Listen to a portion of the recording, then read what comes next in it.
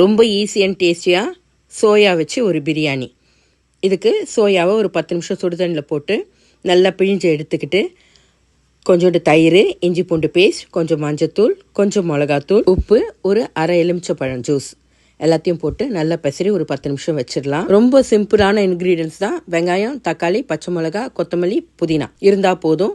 ஒரு பேனில் எண்ணெய் விட்டு ஓல் ஸ்பைசஸ் போட்டுட்டு ஒரு வெங்காயம் நல்லா வதங்கின அப்புறம் பச்சை மிளகா, புதினா, கொத்தமல்லி போட்டுட்டு வெட்டி வச்சிருக்க தக்காளி அதையும் போட்டுட்டு நல்லா சாட்டே ஆகணும். நல்லா ஸ்மாஷ் ஆகிடும். வதக்கிற வெங்காய தக்காளியோட ஃப்ளேவரில் தான் அந்த பிரியாணியே இருக்கும். அதுக்கப்புறம் நம்ம மேக்னேட் பண்ணியிருக்கிற சோயாவை போட்டு ஒரு அரிசிக்கு 1.5 தண்ணி விட்டு உப்பு கன்சிஸ்டன்சி பார்த்துட்டு போட்டுட்டு மூடி வச்சுடுங்க. ஒரு 5 மினிட்ஸ் சிம்மில் இருந்தால் போதும்.